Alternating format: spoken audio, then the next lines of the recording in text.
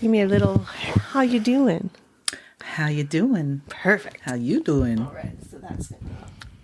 As long as that stays just in that general area, we should be good. Okay, I'll try to forget it's there. Yeah, that's not too hard. All right. Well, welcome to Ducking Reality. All right. So, the way I like to start these is to kind of say a little bit about how I met you, and then have you tell me a little bit about like your kind of origin story, and then we'll get into kind of the stuff that's going on now because that's really what we want to focus on. Okay. So we met you at one of the bars that I work at, and we just hit it off and talked about. I feel like we got real deep real fast one night. About right. I think we launched right in. Yeah. Yeah. And then I know some about you, but not everything. But you are in like a great period of transition. So we've been talking a lot about like what it's like to go through that, what it's like, the good parts, the bad parts, and like how it's just going to keep getting better. Yeah. Even on the sucky days, like you're like, okay, this does suck, but like I'm already this far from where I started. Mm-hmm. So, and that's kind of what we wanted to talk about today. Cool. So give us a little bit about who you are, Carrie. All right. I'm a child of the 70s, born in 1971. My father was in the Navy, so I grew up sort of, as they say Navy brat. Yeah. Living in hotels, and we drove from coast to coast because we lived in California, then we lived in Florida, and then Virginia, and then California again, and we never flew anywhere. We drove. Wow. So a lot of my memories prior to age 7 is just listening to the radio in the car. So, and then I grew up primarily in Clovis, California, which is in the Central Valley. Okay. Moved to the Bay Area when I was 22 in 1993. Mm-hmm. Spent my 20s in San Francisco. That must have been wild. Yeah, I wouldn't have it any other way. Actually, all of this, I wouldn't have any other way, but we'll get there anyway. Then I re-met my husband, who I knew prior to moving to San Francisco, but we got together again in 2000 and got married in 2004, had a baby in 2007. And we just celebrated our 18th wedding anniversary yesterday. Oh, happy anniversary. And yeah, and so that's, I guess, a nutshell. Right. Not going into work or anything too crazy. Yeah. But But the story about you and Dave meeting is really, really cute. Oh, okay. Yeah, it is. I met him the year I got out of high school, and he had just aged out of the Blue Devils, which if you know, you know. I won't explain that. But he was 21, I was 18, and we hooked up, as they say. Right. We had a no strings attached sort of love affair for a couple years before he moved to LA, and then I moved to San Francisco, and then 8 years went by. No contact. Right. And he called me one day. He had my phone number through a mutual friend. He decided to drunk dial me at 3:00 in the morning. So, yeah. This was in 2000, so that means I was 28, 29. And yeah, we just started talking, and I broke up with my boyfriend so that I could see him guilt-free. And yeah, the rest is kind of history. Yeah. That's so funny that how the universe works like that. Yeah. Yeah. And you two just fell right back into it, like there was a core understanding there that we didn't have to reestablish. Right.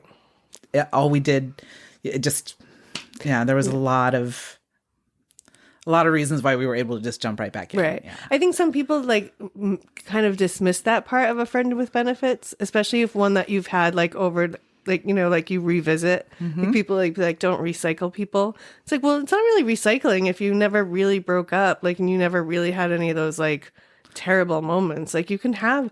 And I think you can have a good time with someone, and you're both open and honest about what it is and what it's not. And then like, as long as you can keep those parameters, like you can kind of revisit and go back and forth whenever you kind of need to or want to.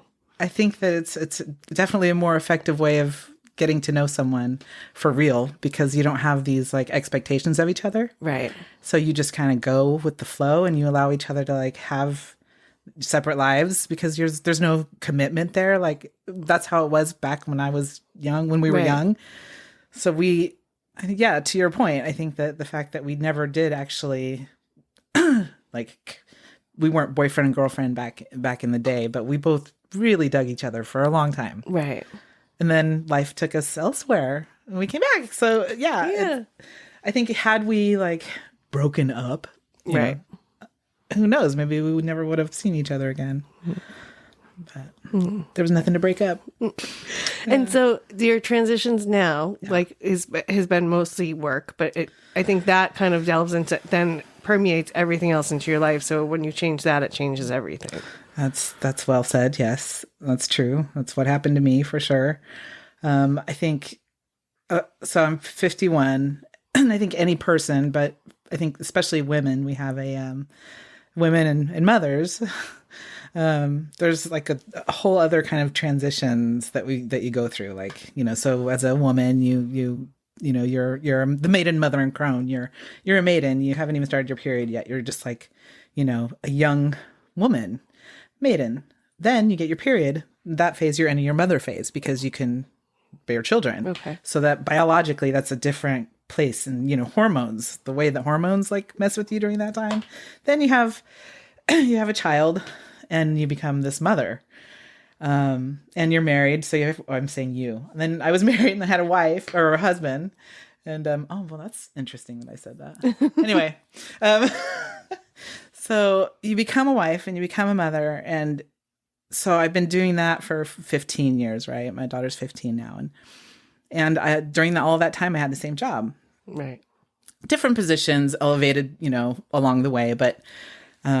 Same job. So I'm at this place in my life where my daughter's becoming more independent. I've been married to my husband almost 20 years. Like there's a plateau. Mm-hmm. Everything has like sort of plateaued and I'm left going, oh wait, who am I? Like, who's this girl here? Okay. I'm not her mom and I'm not his wife. Like besides that, Right. what's going on over here, right? And work sort of left me sort of brain dead in that way too. Like, who am I? What do I care about? What am I passionate about? Certainly not the job I was doing. So when I left the job, which was, that was intense, and the universe took me there. Like, I did not know that I was going to walk out on my job that day when I went to work. I had no idea. Once I did, then it was like my brain exploded. Mm-hmm. That's when I started realizing, oh my gosh, I got to get back to me. I got to get back. I got to find me again. Like you keep thinking you found yourself. Right. That's never over. That's never over. I just haven't been seeking for a long time. I just kind of went into robot mode. So now all of a sudden I'm left wondering where do I fit in with, how can I live an authentic life where I feel like what I do matters. Mm-hmm. And it's for me. The better I am, the more I can offer to other people. Right. So I need to fill myself up because I had been emptying myself out for so long. You just output. And then slapped in the face with like, how do I feed myself? Right. I don't even know. Yeah. And how do I exist in this place and do things like, how do I actually find joy is kind of what, like, I can kind of understand from that. Like, all right, because I do all these things for all these other people. And then by the time you're done, you're too exhausted to do anything for yourself. And then it's like, you just get into that day in and day out. Like, let me just crush this to-do list today. And then. Yeah. And that does have its time and place because there was pride in that also. Oh, yeah. And it made me happy to make other people happy. But I reached a turning point where it's not serving me anymore necessarily. Right. I'm not going to stop. Oh yeah, but when your daughter needs you less and less, like she doesn't need your focus when they need it, and then that's what you want to do, and that's kind of your job as a parent. Yeah, it's like if you have a kid, like it's like going. I was listening to someone that was saying the other day how she's like, when I first had my kids, and I was like, I have to do all this and stuff, and she's like, someone said to me like, you're only going to have them for like 4 years. Yeah.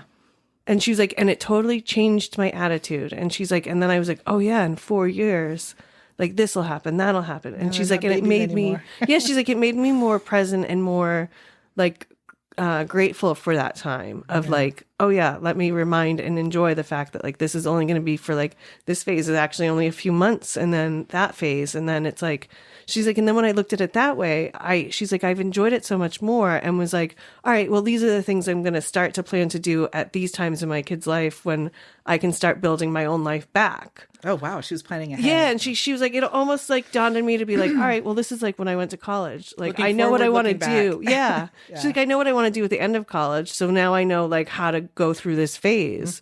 And she's like, if you look at doing it, like, she was like, you know, looking at my kid like that has made it so much more enjoyable. Somebody said something the other day that made me pause, and that's like, instead of setting goals, because that's like they may not be achieved, and then you're left feeling terrible or whatever. Instead of, it's just language, you know, semantics. Yeah. Instead of setting goals, you establish future facts. Oh, okay. So that changes your mentality on how you get to it, because it's a future fact. So you have to get there. Yeah, there's no question. A goal is like, I might not do it. Maybe I will. Maybe I won't. You know? I like that. But it's the semantics that like your perception is your reality.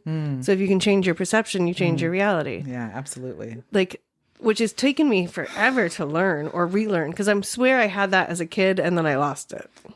Well, that's interesting. Yeah. One of the things I've been struggling with is feeling worthy of doing the things that make me happy, and it doesn't mean that I'm being selfish. Oh yeah. Does not mean that. No. And so changing the perception of I don't deserve that, or other people need it more, or I can handle it, you know, all by myself. Like, you know what? Maybe I can't. Maybe I need help. Yeah. That's a hard one. Well, this transition has really taught me how to ask for help, and be vulnerable, and let people see that you're not like Superwoman, or, you know, whatever it is. Like I was lost. I mean, literally, kind of talk about a fog. The day after I walked out on my job, I was lost. Absolutely lost. Did not know how to operate myself. I didn't know what to do. And I was like, I need Reiki. I think I need Reiki. I had never done Reiki. I didn't even know. Oh, okay. I didn't really understand what it was. But the universe was like, Reiki, you know, universal light healing. You need, because I felt like I was out of my body. Like I felt like I couldn't. I think I was escaping my body because I didn't know what to do next. And this is before I knew. Yeah. Anyway, I can't go into that part. But I walked into a local shop, Malaya Botanicals, and at the advice of Raul, a friend of ours. Yeah. And he said they're having a birthday party. They're doing free Reiki today. Nice. I was like, he goes, get up, get out of bed. He knew I had been like in bed because I was tripping. Right. And he said, go down and get some Reiki. I was like, okay. Because I had asked him about Reiki. Right. And he's like, I agree. I think that would be good for you. So I got my first session of Reiki. But it wasn't that simple. I walked in and I talked to Pia, who was the owner, and I didn't know she was the owner. She didn't know me. And I said, I'm interested in the Reiki. And she was like, oh, they're booked for the rest of the day. And I was like, okay. But like, I felt panic. I felt panic take over, like, oh my God, it's not happening. And she said, she like looked me in the eye and she put her hand on me and she was like, let me see what I can do. She like went to where the Reiki was happening. She comes back and she's like, you're next. And I was like, oh my God. Yeah. Okay. She goes, it'll be like 5 or 10 minutes. And I go, and she's like, you can wait over here or have some cake, a drink, because they were having a party. Right. And I was like, I was so uncomfortable. And I looked at her and I started crying. I said, I am so uncomfortable. I don't know what to do. I think I'm just going to go wait outside. Can somebody come get me? You know, I don't. And she was like, again, she looked at me and was like, okay, like, right. So she takes me and she walks me through the store and sits me down on a chair underneath where the Reiki was happening. And she was like, just sit here. You'll know when to go back when the next person comes down. And I was like, okay, I can do that. Right. You know? But this person who doesn't know me, like, is just like guiding me through this whole experience. And it really like it put me right back into, and it was everything. It was the Reiki, it was her and the way she took care of me. So grateful. And then you guys over at the fireside, and Marie at Feathered Outlaw, like just everybody has just been so amazing. Yeah. Well, This little community has just really opened my eyes to how you can transform. Every one of you guys, there's entrepreneurs and people who have not just been a cog in the wheel of, some corporate machine. These are people who are shop owners and bar owners and, you doing this podcast, people that are really just chasing their passions and being creative and being independent, and you breaking free from an unhappy marriage. And yep. I'm just so inspired by all these women who just do, the humans doing. Yeah. But, I'm astounded. Yeah, it's a very interesting kind of little place that the universe kind of popped me into because when I first got here and first started to meet everyone, and I've said this now, I think twice talking to someone, and like I was so intimidated when I first met. Oh yeah. Like Marie and Sandy. And, oh, me too. And even Pia, and and all three of them have become like good friends and like people I work with on passion projects and regular projects and just hang out with and, learn and have gotten kind of more comfortable in my own skin and being like, okay, yeah, no, I can do this and I am worthy of building something that is my own. And like, yeah, I can take all the shit that I've been through and like the way I've kind of gone through it and now say like, all right, these are the parts that sucked for me. And this is what I tried and didn't work. And this is what tried and did work. Yeah. Like now use that and I don't know, figure out what works for you. But like find your happy too. Like find your joy. Yeah. And it will suck at times, but like when it does come to us and we'll all be like, yeah, it does suck right now. And that's okay, but it will get better because it really will. Like things always do have a way of getting better. Yeah. And like when you look at the data of your life, you're like, oh, that worst week that I just had, like that I didn't even think I was going to make it through, now doesn't seem quite so bad. Mm-hmm. It's this, and it's being present in those moments. Like you said, it's that delicate balance of like being present and experiencing these moments instead of if you avoid all the difficulties and if you don't proactively participate in those time periods, then it might not get better. Right. You really have to, like when my mother passed away. Oh, that's another thing that happened in 2020. And the grief and losing somebody like that.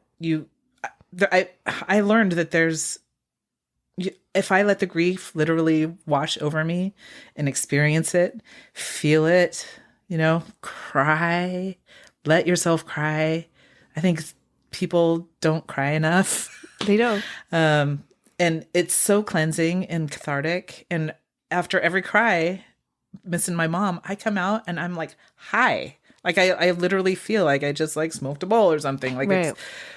It's this huge relief, there's a beauty in it. And tough times are like that. Like right.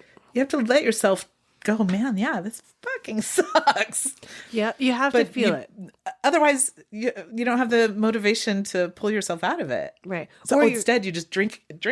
Yeah, exactly. I was going to say, or you're numbing it so much that you're not moving past it and you're not living in it. So you're now in this weird limbo where time just starts to pass by. And then you're like, all right, well, it's been too long for me to deal with it now. But it hasn't been. Like, because you're still actually dealing with it every day and you're like, well, I shouldn't feel like this about it, so I'm just not going to feel anything. Like, well, that's not going to make you not feel it in 5 more years. Like, it sucks to feel it. It does. Like, it's terrible. But it's like finding the moments where you can feel it and be safe about feeling it and then being like, okay, that sucked and it hurts and I don't know how I'm going to fix it, but like now I'm going to go try to do this thing to see if it gives me a different point of view or a different feeling or I don't know. It's not like a good science to explain it to people. I think that's why we have such a hard time like articulating it. Articulating it, because it's like, well, I don't really know what did work. Well, the other thing I think, something I've tried to stop doing is like regret. Because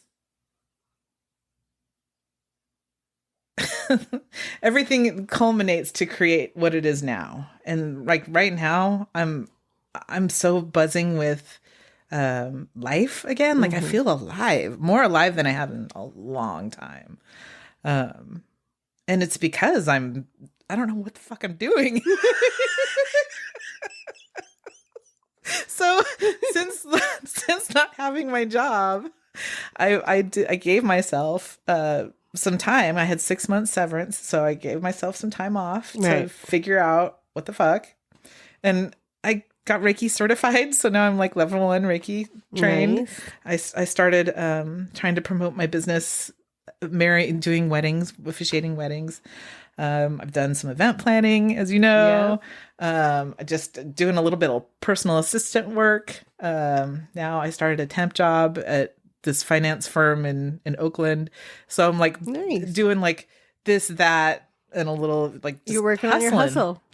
And oh my God, it's so exciting. I love it. I hate it. I love it. Yeah. Oh, I have to say, when I left, so uncomfortable. When I started, when I moved out to California and I kind of got into an office job, and even though it wasn't like a typical office job because I was in the cannabis world, but it was, I was writing procedures. I was doing a lot of the same things I was doing when I worked for a hospital.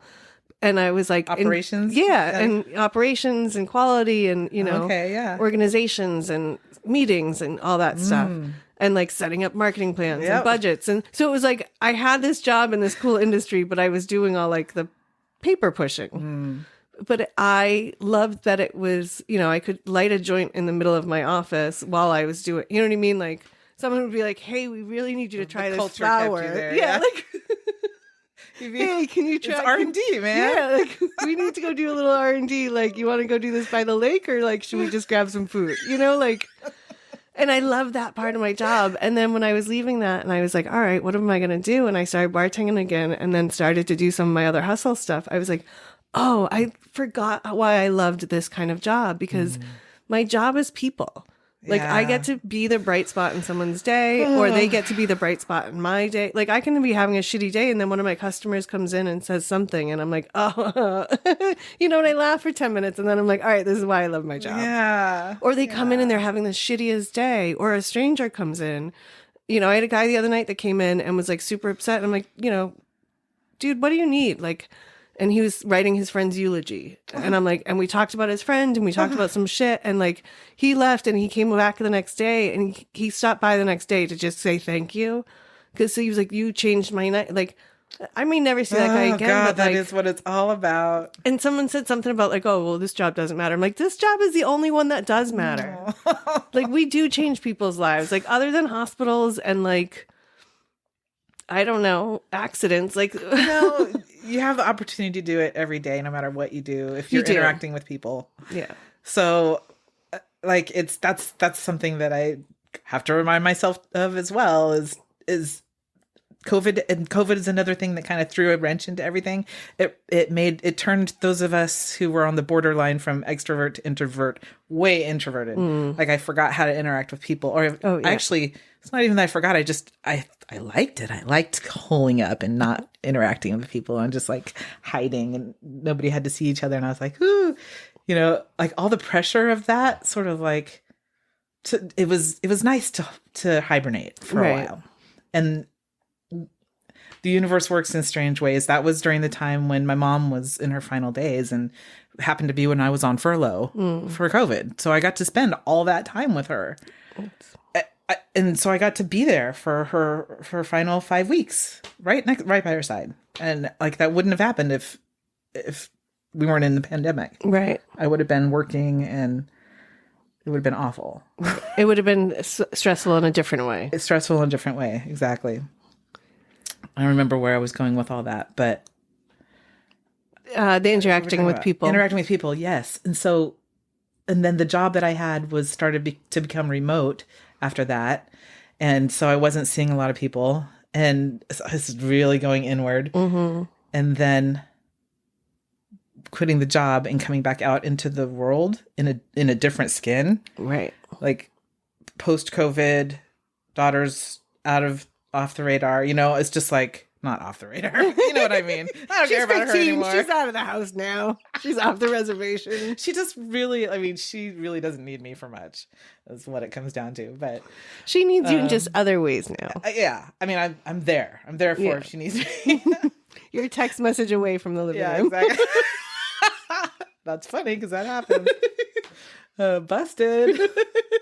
So, but yeah, so I'm doing all of this with the West End crew and the Fireside, spending a lot of time there. Yeah. At first it was because I was day drinking, Yeah. Full disclosure. When you first not working for the first time in 15 years, like you get to do some day drinking. 20 years. Well, 20. Yeah. You get to, and you were giving yourself the permission to explore and be off and just kind of see what you were. And talk to different people. Yeah. Like all the people that are in my life right now are different than the people that were in my life 2 years ago. Right. Like in my everyday. It's crazy. Yeah. Like it just kind of like, and the people who I was friends with were the parents of my daughter's friends. Right. And I'm still friends with some of those people. I'm grateful for those people, but there was like these strings attached to that. You know what I mean? Whereas now I feel like everyone chooses. We've all chosen each other. Right. Well, we've built community. Yeah. And it just happens to be around a bar. Yeah. And that bar does so many community things that it feels like more than a bar. It does. Oh, it is. It is. It's a community hotspot, really. Like it's our cheers. It's, the crew kind of rotates. There's different people who you see there for a while all the time. Yeah. And they rotate out and different people come in. Yeah. Well, it's like people are a lesson, a blessing, a reason, or a season. I love that quote because it does cover everything. Like you have those people that are in your life always. Yeah. And that you always know they're there, but they're not always present. What is the first part? A lesson, a blessing. A lesson, a blessing. A reason. A reason, or a season. Oh my God. So, and like. Some people could be all four. Yeah. And some people come in and they're different.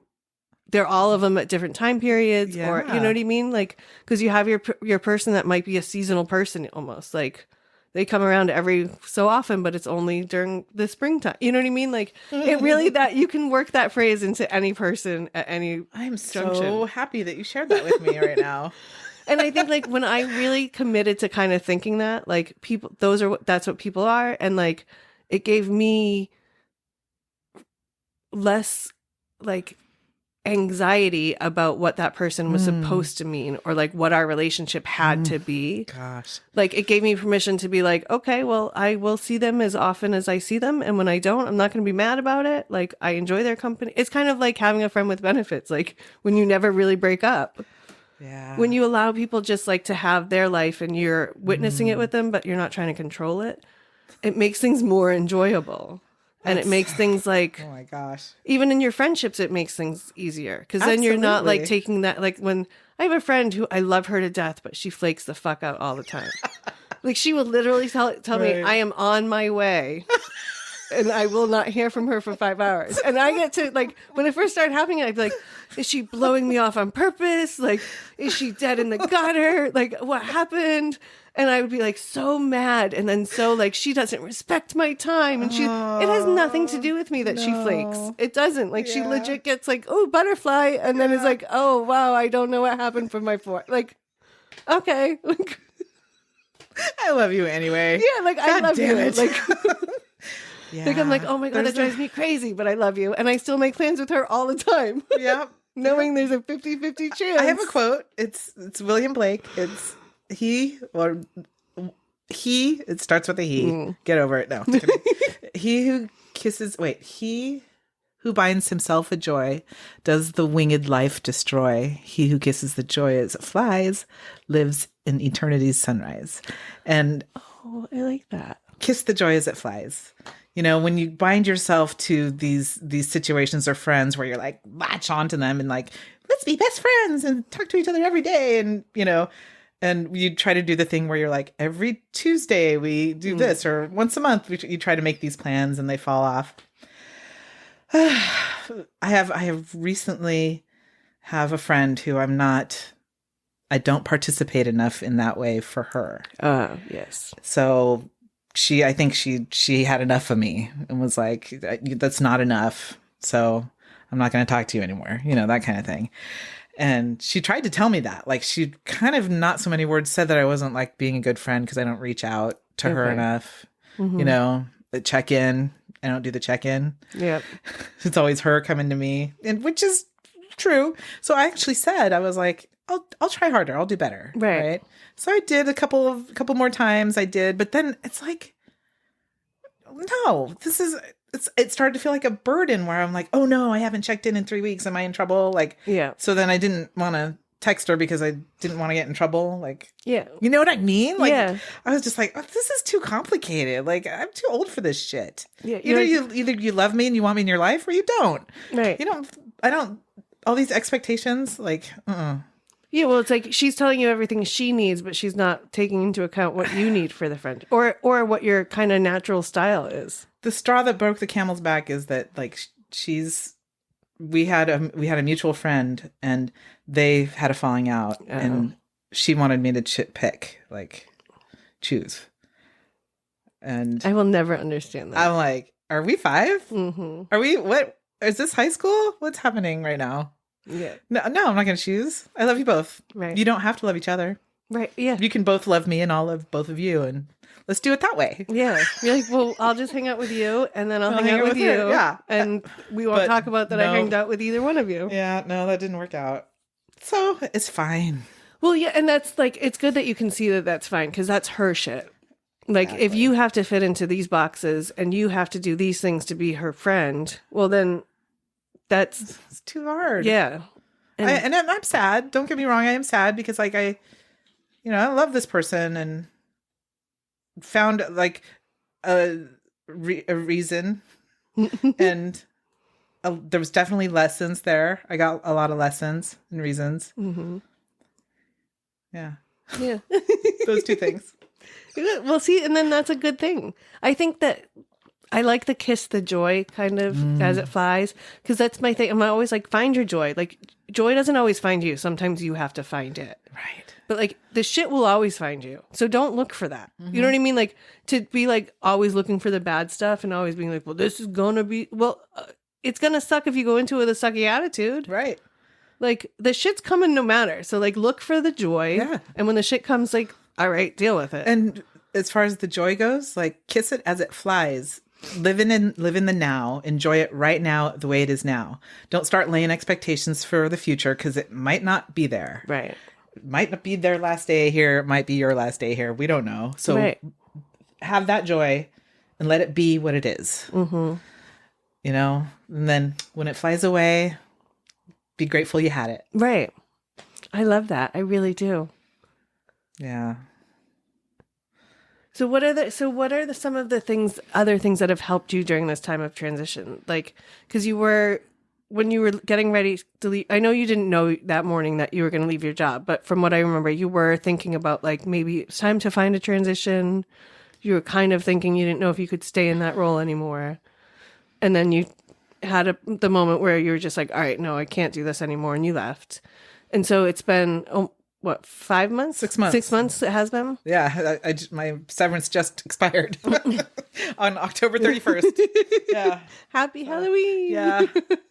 Yeah. So you in this last 6 months, what have been kind of some of the higher points that, like, have, or, like, is there some moments that you've been like, okay, this really has helped me, like, other than just finding the bar in a kind of a community? Other than that, yeah. I mean, that's a huge thing that you've done and found. It is huge. And I think that that's important for people to hear. And it doesn't have to be a bar. Like, just find it can be a coffee shop. It can be a sewing circle or a running club. Just find something to build and meet people. Yeah, it was, I think the Reiki training actually was very impactful. Very impactful. It was a 4 hours a day, 4 days in a row 5 hours a day, 4 days in a row, class. And it was just really, I think, even if nothing else, just putting that time in for myself every day for that many days it was a lot. I'd never done anything like that. Right. And it was a lot of work. It was meditation and exercises and a lot of talking and getting Lots to of know the other feelings. people in the class, talking about feelings, just learning about other people's lives and what they've been through and how they heal. The healing aspect of the people that I've been around is just like, Pia, Raul. Oh my God, Raul. He's had a huge impact on me. Yeah.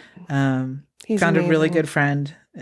good friend, Sandy, Jessica. Oh my gosh, Jessica is there for me like every day, any day. Like she'll do anything for me. I would do anything for her. She threw me a birthday party. Oh my God. She threw me a prom birthday party because I never got to go to prom. And that was huge. Oh my God. Yeah, I can't even, that was huge. That was the first birthday party like I've remember ever having that I didn't like plan, or like the first time anybody ever like, Right. which, yeah, it was Like from since you were a kid, or like were your parents big into birthdays? yeah, of course. Yeah, no, I had birthdays when I was a kid. Yeah. No, I know. Well, I just met someone. I just was trying to remember, like, even my 21st birthday, my 30th birthday, there was a party in my apartment that day. 40, I don't really remember doing anything for my 40th. And then my 50th was COVID. And my mom passed. I was just like, no birthday that year. Yeah. So it was my 51st birthday. It was fabulous. Thanks to Jessica and Dee Dee. Oh my God.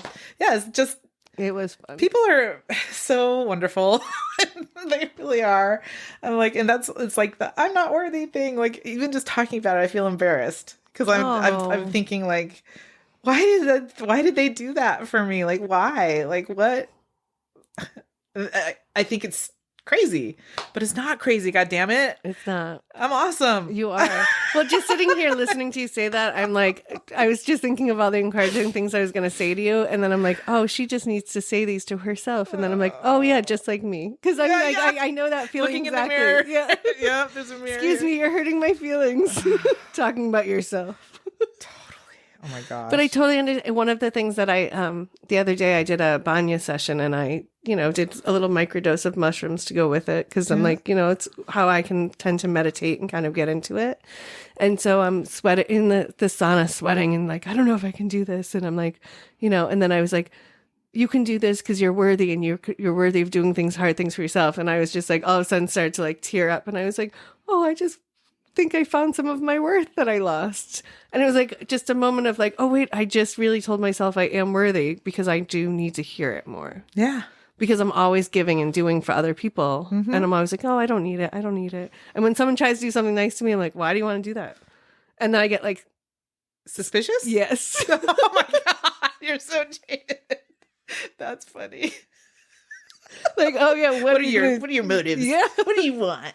I do. Yeah. Like, I mean, it's part of it was where I come from. Part of it's like, because people, I've never given them that opportunity to do nice things for me because I'm so jaded and so scared of what they're going to want back. Yeah. That I'm like, nah, I just am not going to even bother. Oh, man. Which is sad. That is very sad. Sometimes people just want to do good things. And I'm one of those people that You're love one of those people. So you should, yeah. So I'm like, am I saying to myself that I'm only doing it for the bad reasons? Like, I'm not. I know I'm doing it just because I enjoy doing it. So why wouldn't someone also enjoy that for me? Yeah, it's hard. I tend to give people too much benefit of the doubt. Like we should meet in the middle there sometime. Yeah. Because I tend to trust everyone implicitly. Like they really have to prove that they're not worthy of being trusted. Right. They start at 130%. It used to be 150, but I'm, you're getting there. Getting a little more realistic as I get older. Yeah. See, I always like to think people are inherently good, but in the back of my mind, there's always a but watch for it. Right. Well, protection. Right. Some might call them walls, but they're there for a reason.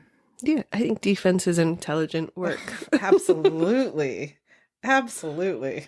You do need to, or I mean, I need to make sure I do find a better balance Yeah. of, because I have a hard time letting people in because of when I left my unhappy marriage and I made changes. I didn't explain to a lot of people what had been going on or what had happened. In part of my mind was it's none of their business. Mm-hmm. Part of it was I don't want to ruin his reputation because this stuff is not good and people wouldn't have the same thought about him afterwards. Wow. And I didn't want to own that. Like I didn't want to be the one that changed how someone thought about him. Right. It just felt like too. I don't even know why, but it just was like, I don't want to be responsible for that. Okay. Like, I don't want to own that. Like, I don't want to be blamed for it. And I think maybe that's where it comes from, honestly, is I didn't want to be blamed for it. Right. Like, but there reaches a point when the truth is the truth. Right. Also, if he doesn't want to be talked about that way, maybe he shouldn't have acted that way. Yeah. Or, like, were you getting mad that you're telling the truth? I mean, yeah. Well, that's okay, you could be mad, but it's not like you're lying. But it always becomes about that, like you telling. Yeah. You know what I mean? It doesn't become about the thing. It becomes about like, well, why are you sharing that part? And why are you doing that? And like, why do you even have to put it out there? Yeah. And then it all becomes about that and not. So I was just like, I'm saving myself from that. I don't have to explain it to people. Like, right. Well, yeah, that I don't. It's my life. It's my relationship. It's also something that you need to get through yourself. Like, right. And then nothing anybody else can say that's gonna change what the work you need to do. That's surrounding that.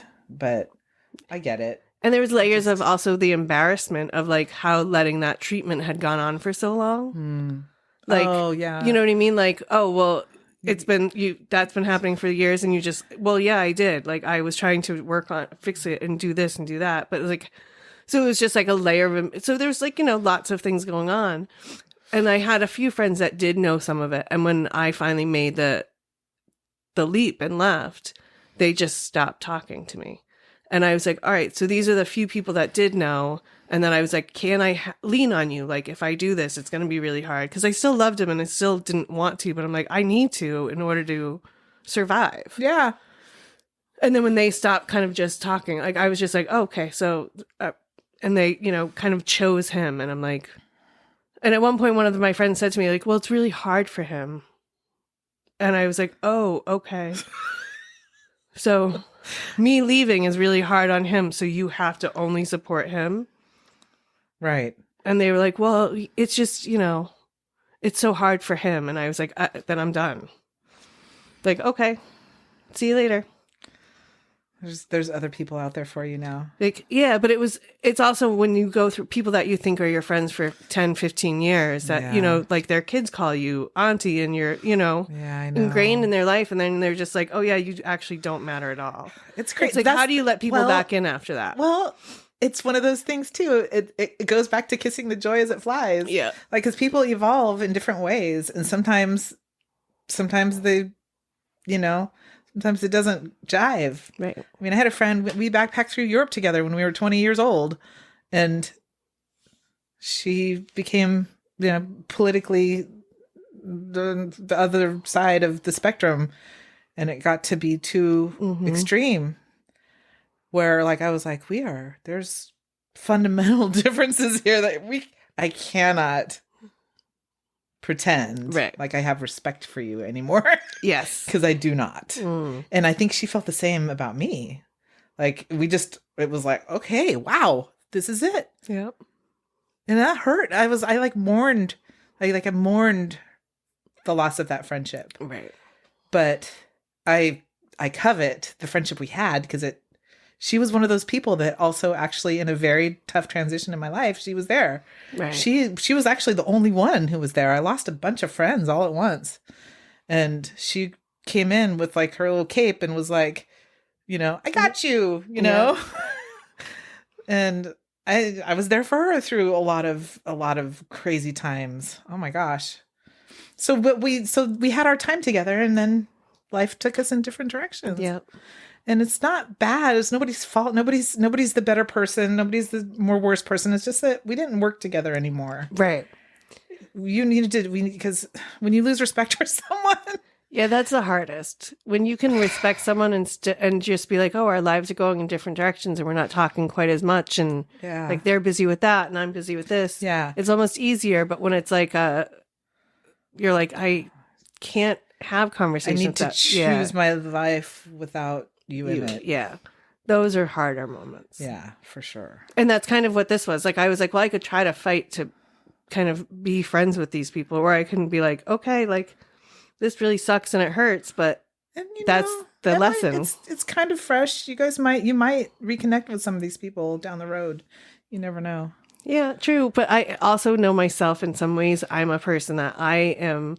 You said, how do I let them back in? Yeah, and I'm a multiple chance person, like up to a point, and then once I get to one point, I'm done. Yeah. I'll see you. I will be cordial with you. I will, I wish you all the best, but you will not cross my threshold. Like, you've lost the trust. Yeah. And once I do that, like I am very protective of some of my energy, because I do know, like, if I care about you, I give you everything. Yeah. If I care about you, my house is always open to you. My heart is always open to you. Whatever I have is yours. Yeah. So I have gotten better about being like, well, if that's how I want to be with the people I love, then I have to be careful about the people I let in. Yeah. Because I know if I let you kind of in, there's no half in, half out. Yeah. You get to decide. So it's, yeah. And some people, and I can be harsh about it, but I try not to. Like, because I am not a bullshitter. Like, it's crazy. I've seen too many. Okay, Dave, my husband, and Rod, the person, our mutual friend that reconnected us. Mm-hmm. Rod is one of those friends that I lost. Yeah. There was tension between friends and the people picked sides and I was left out in the cold. And that's when my friend rescued me. And Rod was one of the people who, like, I had to say goodbye to and go, like, I guess this is it. We're not friends anymore. And I moved to the Bay Area. I wrote off a bunch of people and I was just like, never gonna. Well, once I got back together with Dave, okay, flash forward like 10 years. Rod is the one who had my phone number somehow, got it from another mutual friend. He gave it to Dave. So it was because of Rod that Dave and I reconnected. Well, and I didn't mention this before, but Rod is actually the reason why we met the first time, because it was at his apartment. So anyway, long story short, Rod became our best man in our wedding. And this is somebody who I had written off at one point in my life. Right. Like, nope, not going to be friends with that person anymore. They hurt me really, really bad. So people do come back and people evolve. And he was the best friend of mine. I married him and his current wife. Like, I officiated their wedding. Mm-hmm. She's one of my BFFs. Like, I love her to death. His girlfriend at the time was the maid of honor at my wedding. Nice. It's just. Did you guys talk about that gap in friendship at all? Yeah. Or did you just move past it? We talked about it a lot. In fact, many drunken nights for probably the first 5 years we were hanging out. He apologized. Yeah.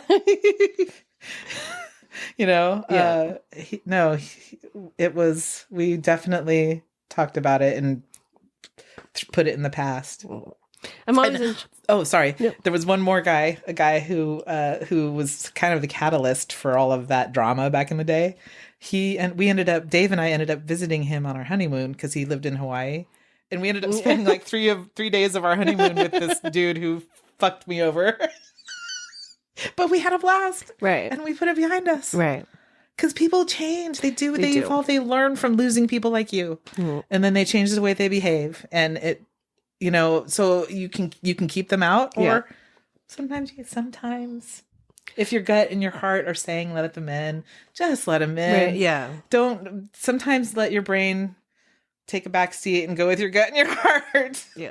Well, I try to live. So I try to teach my niece and nephew this too, because like we were talking about something one night, and I was just, my nephew said something about like what my brain is telling me, and I'm like, okay, we got to stop this right now, dude. I'm like, you always listen to your gut, your heart, and then your head. Mm-hmm. And now I keep seeing those things. It's probably because Instagram listens to us, like drawings like that and like quotes like that.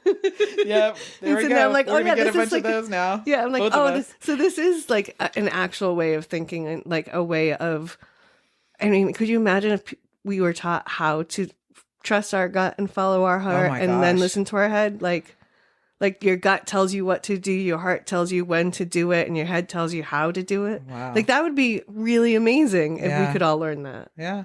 Because like how much happier would people be? That's another thing I'm doing right now. I'm in this program called Seasons, and it's being facilitated by the same person who did my Reiki training. Mm-hmm. And it's talking about our bodies and how being connected with your body, helps you operate in life. Yeah. And we talk a lot about food and seasons. So it's funny that it all comes back around because you started with the gut, and that goes not just listening to your gut as in your instinct. It's like eat the right food. Yeah. Put the right nourishment inside your body. Yeah. And listen to your gut. Your gut will tell you what it needs, like biologically. Yes. And if you can nail that, like everything else sort of starts happening too. Well, it's like building blocks. Yeah. And now they keep saying like We were just talking about how we eat Cheetos, but anyway. they're delicious. They're killing us, but they're delicious. Funyuns is always my favorite. Like when during COVID, when people were talking about vaccines and stuff and I was like, have you ever eaten a fucking Funyun? Yeah. Then don't talk to me about a vaccine. Exactly. Like if you've eaten a Funyun or you've done any McDonald's or any or street drugs, like yeah, right. You know what I mean? Like then you have put shit in your body that you have no idea what it is. Now more all of a than sudden you're like a vaccine. purist. Yeah. You're like, I might as well be a vegan. Like, no. You're still gonna go eat Funyuns. Or Cheetos, Yeah, guilty pleasures. They're crazy. I started doing this thing where I say not food in my head when I look at food like that. I'm like, that's not food. Don't put it in your mouth. Don't put that in your mouth. It's not food. I kind of like that. Make it something else. Yeah. Where you're not telling yourself you can't have it. You're just like, that's not food. You're just, hey, that's not food. Are you going to put that in? Right. You're going to like chew that up and put it in your body? That yellow or weird orange Cheeto puff thing that dissolves in your mouth? I don't know. Anyway. So when you were saying that you had never had Reiki, but you were saying the universe so when was do you remember the first time you heard about it? Or is it just something that started to like creep in slowly? It crept in slowly, I think, through Feathered Outlaw and her posts and seeing Karen practice Reiki, like at the mercantiles and the magical markets and things like that. I had seen it happening. Didn't really know much about it though. And so when you had your first time experiencing it was at Malaya's with Pia's people, and what was your first? Do you remember what you first thought about it when it happened? Like, were you like, oh yeah, I do. What I thought was, you're gonna make me cry. Oh.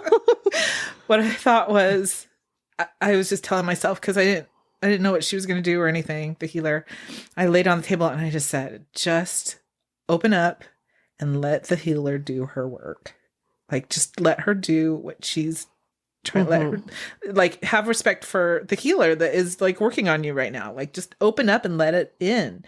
Because I had a healthy level of skepticism. I didn't know what it was. I didn't know if it was just a bunch of like hoo-ha or whatever, Of course I want to believe in these things, and that's I am inclined to, but I think that's what I told myself was like, I took it off. I took the responsibility off of me by giving the healer full access to, you know what I mean? Yeah, I do. That's awesome though. Yeah. And I think that's a huge part of getting, healing like that. Any kind of massage, body work, Reiki, you have to like let them do their work. People tend to like be all stiff or like think, what do I have to do? How do I participate in this process? It's like, you don't. No. You don't. You just relax. You get to just be a passenger in that moment. Exactly. Check out and let them do their thing. Yeah. So. That's amazing. And then it worked. Did you have just like one session and then decide to take classes, or have you had a couple sessions? Oh, no, I had a couple sessions after that. Yeah, actually, but they were only like the quick 5-minuters at the magical markets. I would always go to those. I couldn't justify paying when I'm Right. not working, you know. Oh yeah. No, it's expensive, and Yeah. I wish it wasn't, but I understand why it is, and I believe it should be because you have to pay people for their time and their talents. But I do wish it was more accessible financially, Yeah. or it covered by insurance. Yeah, we're a long way from that. We're not as probably still. I'm hopeful that we're not as far away as we used to feel. Well, good. I'm glad you're hopeful. But I'm still not. Our insurance system is a mess. Oh, it's awful. It's infuriating. Yeah. The other day, my dad couldn't get his meds because of insurance, and like they kept fucking it up. So then he had to keep going to the hospital to get his insulin. And the man's been a diabetic forever, and he's on it was like, and then he goes to the doctors, and they were like checking his blood sugar, and it was like 450, and the woman's like, "How are you not in a coma? Like you're not going home?" And he was like, "No, it's fine." She's like, "No, you're like," and so they like admitted him to the hospital, and he was there for like 3 days, and I'm like, because they wanted to keep fighting about how to pay for his insurance or his insulin. Now they're paying for a hospital stay. That if they had just given him his meds that he usually takes all the time for the last, 3 decades. I'm like, that's messed up. Like, bureaucracy is crazy. Yeah, they're trying to save like 25 cents on the dollar, and now they're paying for like a 4-day hospital stay during COVID. Like, where does that start? That's the pharmaceutical problem, right? I mean, I don't even know. Wait, how far? Like, what's the starting point of that fail? That's what I want to know. That's just too much for me to even try to I wrap know, my brain around. I know. I get overwhelmed. I don't know. I right now I'm not sure what's happening with my insurance even. I don't know. There's a grace period, so I'm kind of in that little spot right now where I'm like, oh yeah, do you have to pay for Cobra? Yeah, Cobra. Yeah, Cobra's. It's like $1,500 a month for That's crazy for my family. That's insane. And on my husband's insurance, it's about the same, $1,500 a month. So I could continue paying Cobra or pay his deductibles. So it's just, but it's like, well, wait, which one's worth paying for and which one's not? Like, is it better to pay for Cobra because then you have more coverage, or is it better, like that's where I think we're at. And so now I got to come up with $1,500 by the 30th. You gotta get that hustle on. If you want a Reiki session with Carrie, you can book it. Exactly. Or if you would like her to do your wedding, funeral. Thank you. Event. Thank you, Siobhan. I have a wedding this weekend, actually. Awesome. I'll be at their rehearsal on Friday, and then their wedding is on Saturday. And I did send them a message, and I said, by the way, I am Reiki certified. If any of the wedding party or the bride or groom, or parents, anybody in the family would be interested in some Reiki right before the wedding to relax or whatever. Nice. Hit me up. That's a nice tie-in. So you never know. Right. Somebody might be tripping. Might be desperate like I was. Okay, fine. Give me some Reiki. Yeah. When I first started, because I was Reiki certified, or am, because once you are, you always are. Yeah. But it was when I was in my 20s. I went to massage school, and then I took a Reiki class. And when I first started taking class, I was like, what is this? Like, this is some bullshit. And then we started doing it, and I was like, I don't know what's happening, but this is working. And then my friend Michelle had a stroke and almost died. I mean, brain surgery, like we didn't know she was going to make it. She spent probably almost a year in Spalding rehab. Like she had to have 2 brain surgeries, half of her body's paralyzed. Oh my God. And so she was getting better and better and better. And she had hit a plateau, and I was like, well, I can come give you some massages, and like maybe we can try some Reiki. And she was like, oh, someone else has told me about that. So we started doing it, and we both went in kind of skeptical, but like I was like, I know something happens. I don't understand it all. And we actually, like, she made some huge strides in those times. And we were both like, it was the Reiki. And like, she was like, it was you. And I'm like, oh, it was not me. Because I don't know what was happening. Reiki was moving through you. I was just the conduit. Yeah, that's right. I was just like the person with the intention and just letting it flow. Mm-hmm. I'm like, and you were open to it. Yeah. I'm like, because if you'd been fighting me, or you had been like, yeah, this is stupid and it's not working, then it might not have. I'm like, but the fact that we were both actually, my Reiki master says that I think you don't have to believe it for it I to don't work think on you do. Yeah. I don't think you do, but I That's think like- because she was open to it Yeah. too, it was like a faster, better. Yeah, for sure. But I was just going to say, like, because she was, even if she wasn't, I think it would have, because I've done it on my dad and who was like reluctant and like, this is silly. And Yeah. like, he can't get a massage. Like once wow. I tried to give him one and he giggled like a little kid. And I just kept giggling. And my mother was like, what are you two doing? Because we were both just giggling like stone 12-year-olds. Like every time I went to touch him, he would start awesome. giggling, and I was like, "Stop laughing!" And he's like, "I can't," like because he's never been touched in that way, Yeah. you know, not by, you know, he's been married to the It's same vulnerable. woman, but like, Yeah. Yeah. Oh man, people missing out on that shit. yeah. It's When people are like, amazing. "I can't do it," I'm like, Well, "You can." Dave and Jessica were both very skeptical, but both of them they had the same feedback. And Dave, it was that I think that's the closest I've ever come to meditation.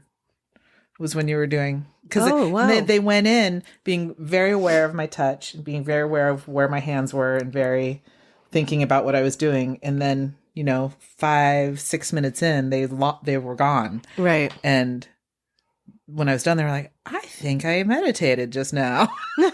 Which both of them their brains are too busy to really meditate, do that. yeah. So I was like, okay.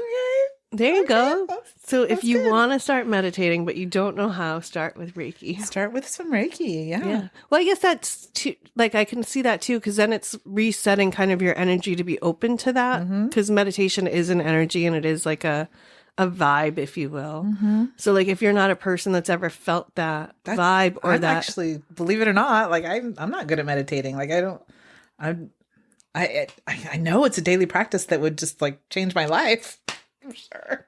But the Reiki is helping me with that because but the Reiki I is do it a on form of myself. meditation. Yeah.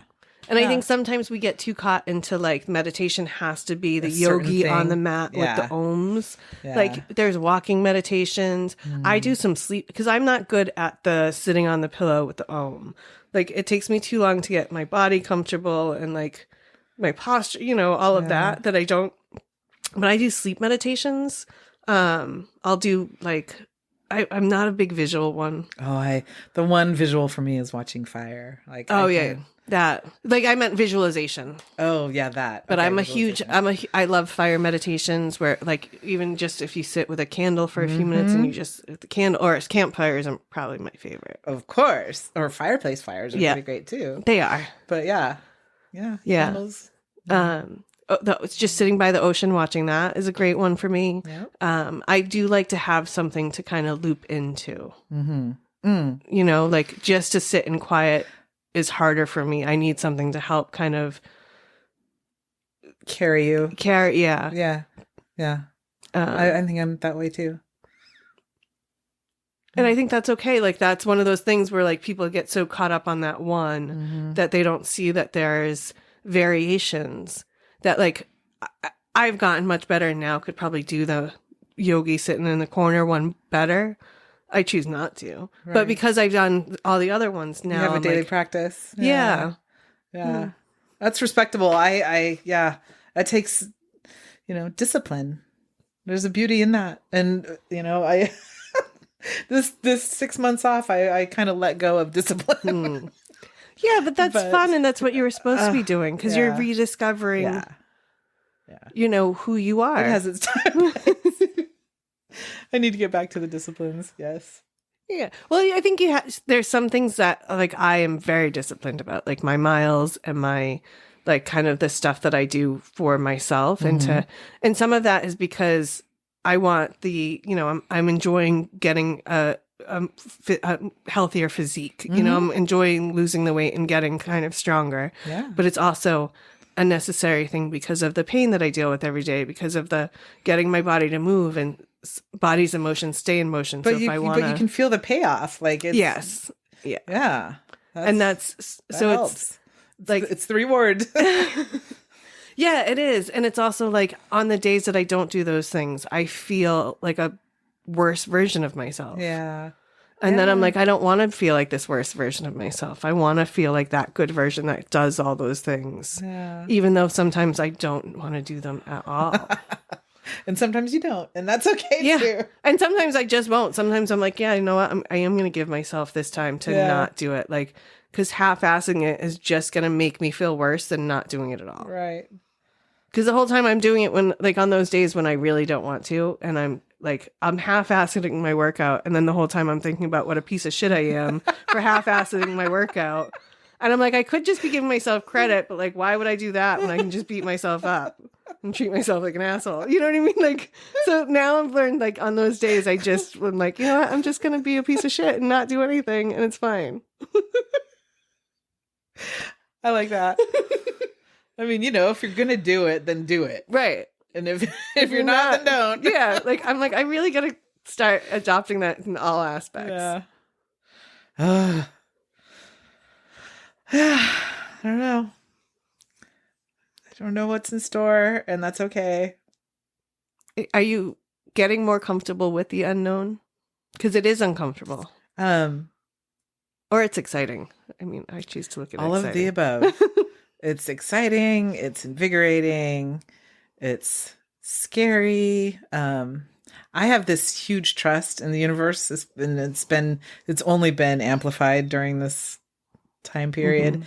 So I'm not good at worrying. That's a weird thing to say. My husband's really good at it. I was gonna say, how do you know if you're good or bad at worrying? Exactly. Well, because there's a healthy level of, like, worry that will help you in the future. Like, it's pre-planning. It's, he's worried about, like, our finances, right, of course, in the next few months, and so am I. But I'm like, what I'm doing, everything that I can do aside from taking a job that I don't want. Right. And stepping into a role in which takes me away from myself entirely. I refuse to do it. Right. That's kind of where he wanted me to go. Make more money than I was making before. And I am being steadfast, and I'm pulling in what I can, however I can. Right. And I'm confident in that I really am doing everything I can do. So I put trust in the universe for that. And if we fall short, if I end up, like, not being able to make rent or something, then I'll do what I have to do. Right. But in the meantime, I'm going to make it work. I'm going to be a bottom feeder for a while. And you know what I mean? Just scrape by every month, and I'm fine with that. Yeah. I'm fine with that. How is it, like, is that a hard thing? I mean, that must be a hard thing to kind of navigate through your relationship of, like, this transition and, like, you now not compromising on things that you would have. And, like, the layers that must be adding. Oh my gosh. It's adding so many layers because, in a relationship like this, 20 years, 22 years we've been together, 18 married. Very codependent, but kind of healthfully. One might say it's both sides, codependency. And I'm breaking away from that independently. He's still there. You know what I mean? Like I'm kind of like I have been making the food that he likes to eat, which isn't the same food that I like to eat, but I may do it for him when really the food that I like to eat is actually better for me. And I want to eat that food. And so a couple of years ago, I started just, like, cooking for myself more. And I'm like,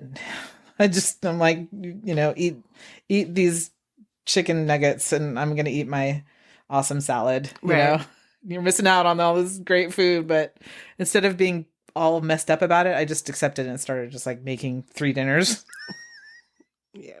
But anyway, I don't know where I'm going with that, but just it's an example of, like, breaking away from that codependency and being me. Right. And I know it's making him uncomfortable, but it's not like he's not going anywhere, Right. Yeah, I'm feeling independent, and, like, it's confusing. It is confusing because, I see your cute apartment and I'm like, I want an apartment. I want to just start all over. I want my own apartment. That'd be fun.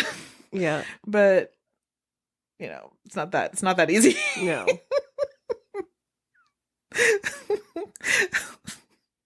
Well, I mean, in some ways it can be, but in other ways, like,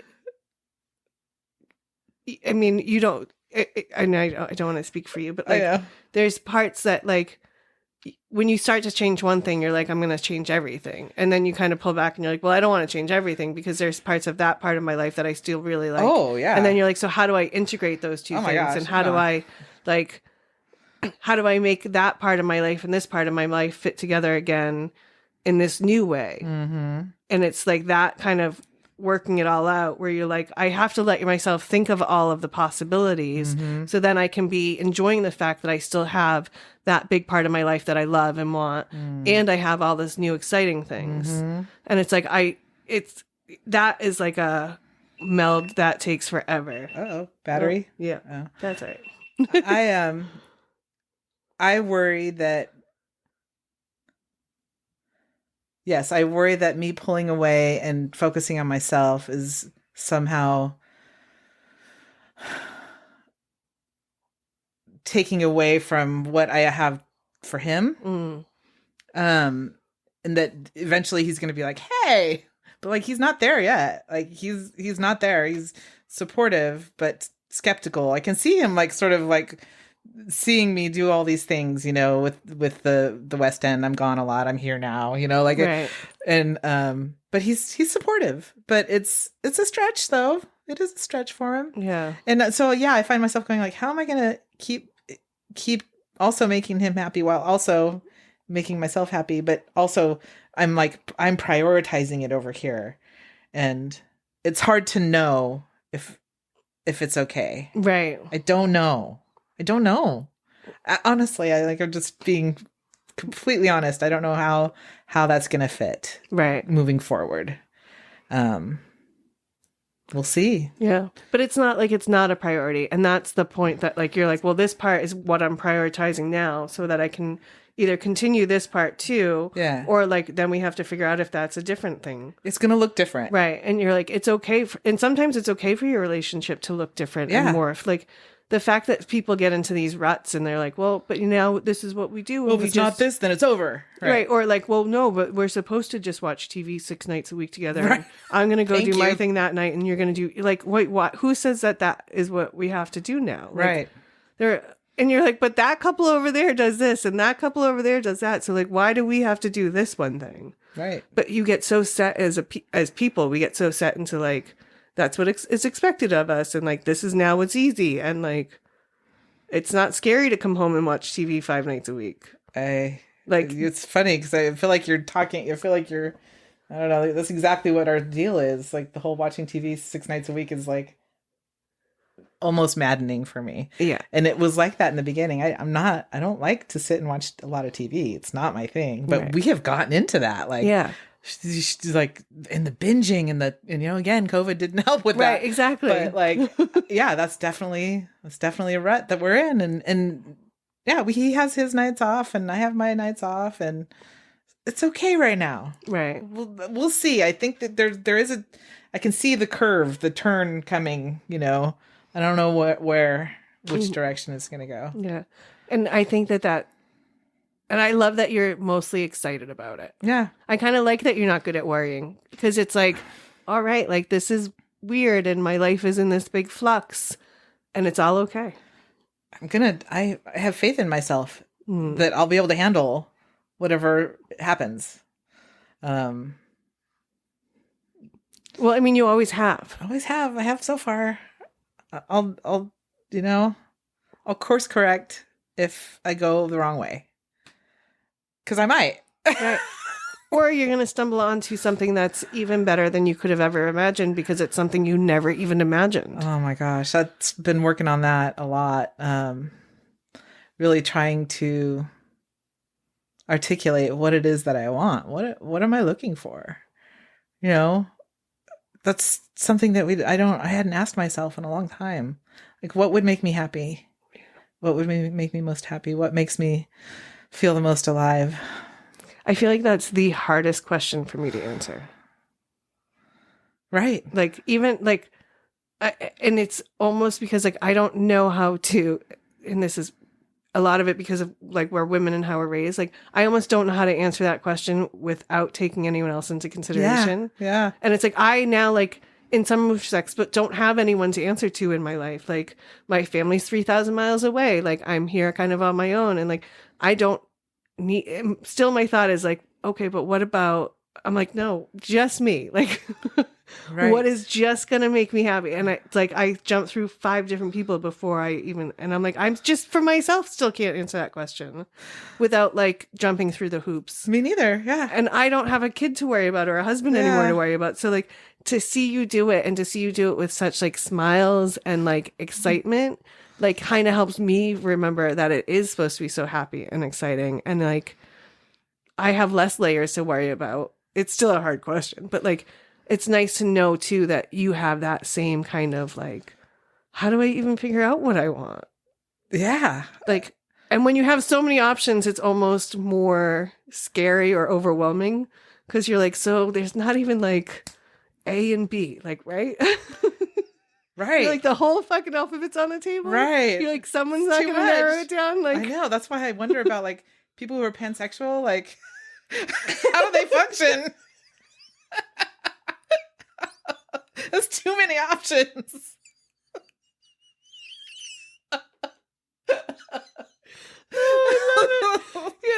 yeah. Like, women can't decide what we want from the 16 restaurants that we have available. I Now you're know. just opening it up to like 45 million. Oh Like, my God. never going to be able to decide. But it is so exciting. It really is. And it, you know, okay, guilty pleasures, there's that thing where people think that like what constitutes a guilty pleasure? It's something that you should feel guilty about, but you don't? Or is it gives you pleasure and you feel guilty? Like, so it's not a guilty pleasure if you don't feel guilty? Oh.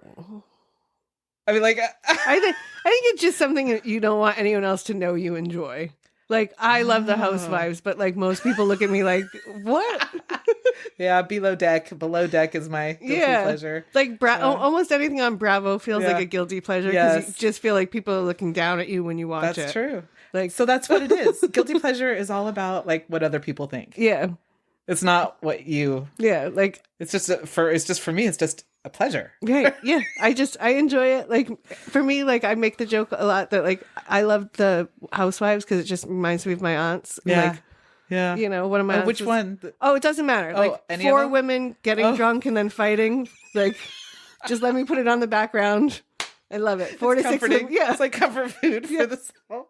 Because like any like other than some of like the economics of it all, like really any of their fights work for like something similar that my mom and her sisters or my dad's sisters have gotten into, like a stupid ass fight that now lasts like 6 months or 8 months, or like they're now a terrible person and you can't even talk to them because she didn't like your potato salad last Christmas. Like,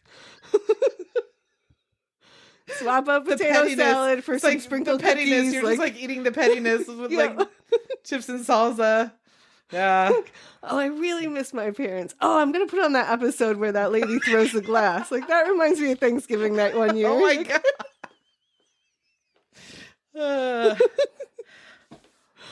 Yeah. So, okay, I have a question because I was trying to think of this as we were talking. All right. I had internal dialogue. We're talking about what makes us happy. Like, can you answer just one thing? If I just said like one thing that you can honestly say makes you feel joy and happiness. Like, a sunny day. That's just really? Yeah. Like, so simple. See? Yeah. I am like I have come to realize I really am like, it's just a simple, like, give me a gorgeous day on the beach.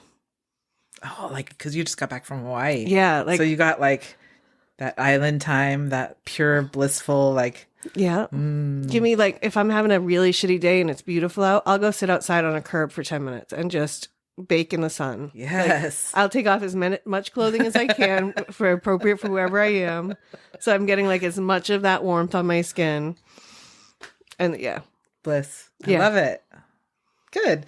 I wonder if you tried to write like stuff down, like what makes you happy. Have you tried to do that? No, because I have been avoiding my computer. This is something that Raul actually has like drilled into me is to write stuff down like that. Yeah. Cause then it like kind of, you remember it when you're like, oh yeah, this is one of those things that like makes me happy. Yeah. Or you start seeking those things out or making them happen for yourself. Like it kind of manifests. Yeah. You know, the more you acknowledge these things, like, I don't know. For me, it's dancing and music and and dancing. Super happy. Same. I love. I like at the Benton. Almost all the guys that work there, I'll listen to like rock music and like rockabilly and a bunch of people I don't know, Gary Clark Jr. and all those guys who I appreciate, but it's not music I've really listened to, and they make fun of my musical tastes all the time. But I'll put on pop music and I'm back boogieing down behind the bar, and then like 3 of my customers will be having a dance party. Yep. I love that moment. And like anyone that makes fun of my customer for dancing, I'm like, fuck you, I'll be dancing too. That's you right. make fun of me, I control the booze. Yeah. Like, what are you going to do to win here? Bar going 101. Yeah, like, don't piss off the bartender. No, like someone was kind of being a jerk, and I was like, if you want to, you do know, like, if you make me mad, you don't get any booze anymore, right? Like, yeah, you should at least be cordial. What are you gonna do? Call my boss? Go for it. Like, he knows who I am. He's not gonna be mad at me because I told some douchebag. He's gonna be like, he's like, well, don't come back. If right. You don't need to spend we don't want your money. Right. Yeah. And I love the fact that I work with 2 people, or for 2 people that really will, like, oh yeah. Yeah, we don't put up with that. We don't need their money. No. Like, that's not the clientele we want anyway. Exactly. So good. Yeah, tell them to get out. Exactly. Oh man. I was just going to ask you something and now I missed it. Oh, what is this? Other than dancing, what's something else that makes you really happy? Other than dancing. Yeah, see? Yeah. And I feel like that happens too. Like, someone asks you and you're like, oh, I don't know. Well, okay. My plants. Watching my plants grow, like, thrive. Like, I love watering them every Saturday. They all get watered the same amount. I love that process. I love that's the first thing I do when I get to bed on the weekend, on Saturday or Sunday, depends.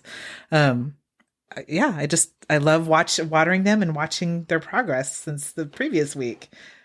That's amazing. The flowers. Like, oh my gosh, when they bud, when one of my plants that doesn't flower very often, sometimes the ones that I didn't even know flowered will like pop out a flower, and I'm like, oh! Like it's like, I don't know.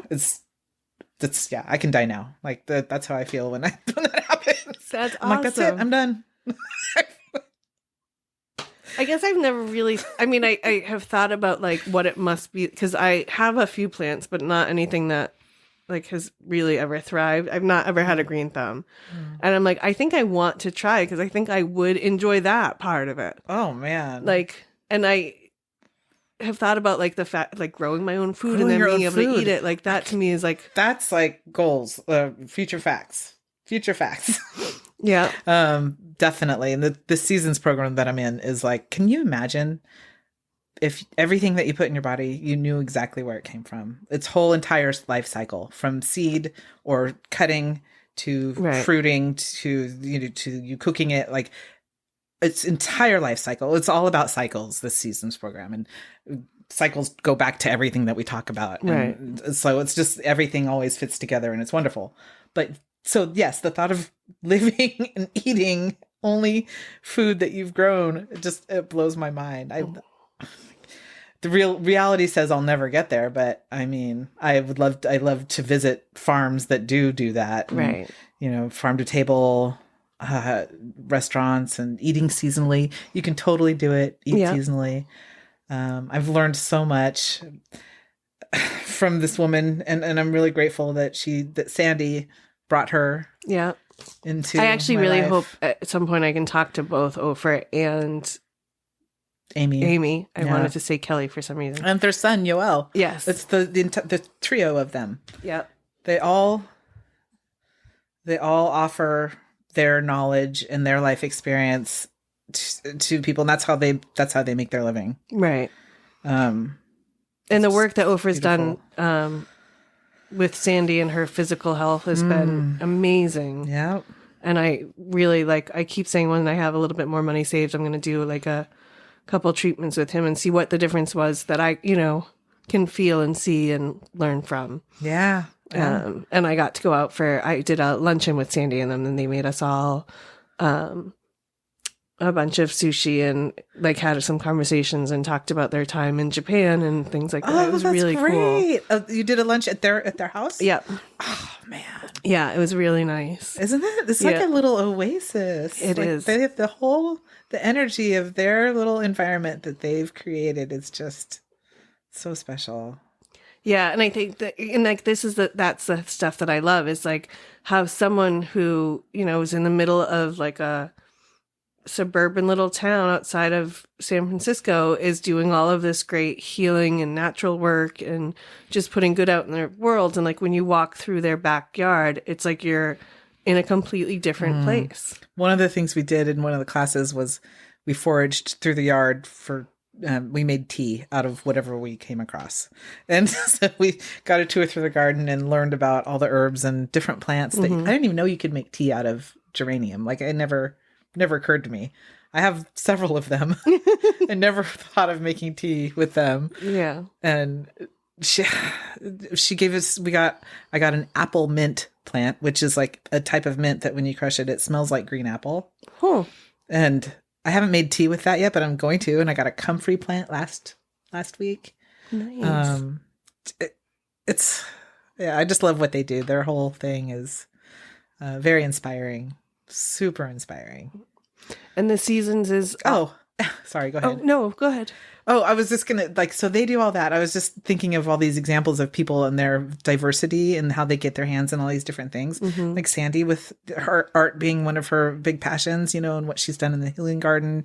And then now she has this art studio that she's, I don't know, financing. How do you say it? She's curating. Yes. Over on the East End. And she's always got all these things going on, and Raul, freaking swing dance teacher, body work and DJing. Yep. Right. And he does emceeing and all this other stuff. There's just kind of no limit to what they can do. Yeah. And Marie with all of her events that she does with the, the magical markets and all the vendors that she helps promote and her son who is picking up the crystal work at the store, just, oh man, everybody is just yeah, it's inspiring when you see so people cool. and you can be surrounded by some people who are so good at all the various things they do. Yeah. And they're inspiring you, and they're encouraging you to be busy. They believe in me. Why? Yeah. I'm what? What? Why? Because you're an amazing dope chick. I'm figuring that out. I'm starting to figure that out. Yeah, it's weird when you start to figure it out. I remember, being able to walk in someplace and just sit and have a drink, and no one would even really notice I was there. Yeah. And now, when I walk into a place and I'm I feel like everyone knows that I'm here, and not in a I'm a conceited way. It's oh no, it's just I have an energy and vibe that enters a room. I can change the vibe of a room. And that's not something that I have to keep hiding and tucking in my pocket. It's okay for me to do that the time, not just when I'm going to go run that room. Because I walk into work with that energy all the time. All right, this is my show. This is what I'm supposed to be doing. It's my job to have a good time so everyone else can have a good time. Yeah. Donna one time was telling me how one of her bosses was Donna, it's your party. If you're not having fun, no one is. And I was that is a true statement. Wow. And that's now how that's my first thought when I'm walking into work. This I'm is in charge of the party. Yeah, I'm in charge of the party. This is my job for the next 5 hours. Wow. And I can show up with that space and that energy on the other side of the bar. Yeah. Learning how to do that has been, and learning how to not kind of dim my light for everything else is incredibly hard. Well, yeah. I mean, that's interesting because as women, the cattiness between women and, going through high school and college, just growing up, I think it gets easier the older we get. but it's still there. Like there's, Oh, yeah. with a lot of women, not you, not the people that I'm surrounding myself with now. Right. But there is like a tension if somebody shines brighter than the other. Right. Whereas like now in our old age and with the friends that I have now, like we feed off of each other's light. Like if you walk into the room, and you're shining bright, I'm just going to bask in it, man. Yeah. Oh, I can bask in that light. I'm not going to, it doesn't mean in fact, it's making me brighter. Right. And that's the thing that I think we all have to learn. It's like, just because I'm shining doesn't mean I'm taking anything away from your shining. In fact, you're feeding my light. Like, thank you. You know, that's what I have to say to girls like that. You know, but it's a fine line between that beauty, that kind of beauty that shines bright naturally versus the kind that's forced. Oh, yeah. You know, where they're the energy vampire thing. Yes. Because there's a fine line between beaming it out and letting people bask in it, or like sucking the life out of people so that you can shine brighter. Forcing the light onto them. Like, come here and look at my light. Taking their light so they let me borrow that and shine it on myself. That's right. Yeah. Well, even like the other day, when we were, Donna and I are on the plane coming back from Hawaii, and you and Donna together. Oh boy. And we were dancing sunglasses. and singing, and like we're like, you know, we weren't being loud, but like we had a whole chant the whole time. We're like, we're going to Hawaii, and we had this little song, and we kept like changing it, so we would just bust out in it like random times. Like we standing in line, and one of us would just start like dancing, like we're going to, or like we're in Hawaii, like. And this lady was standing and looking at us, and she's just shooting us daggers.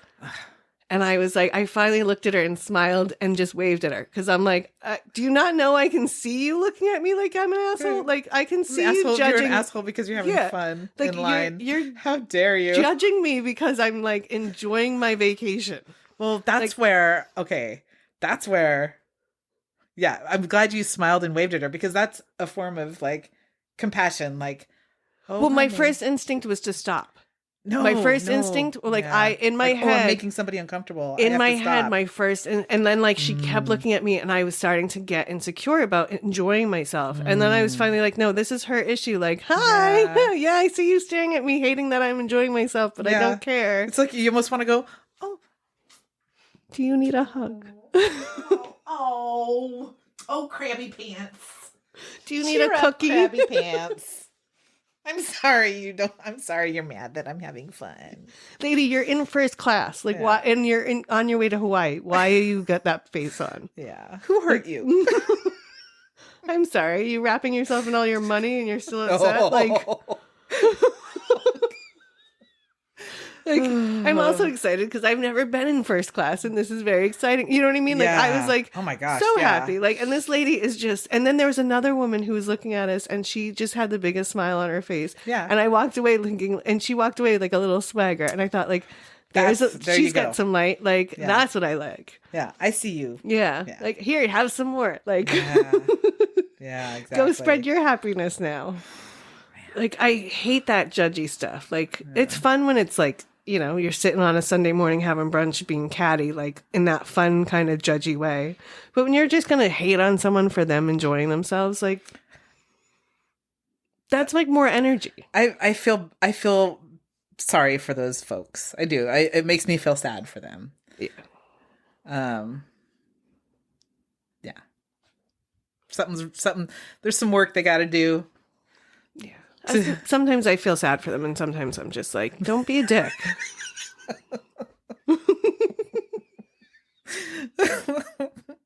Depends on where my anxiety level is. Exactly.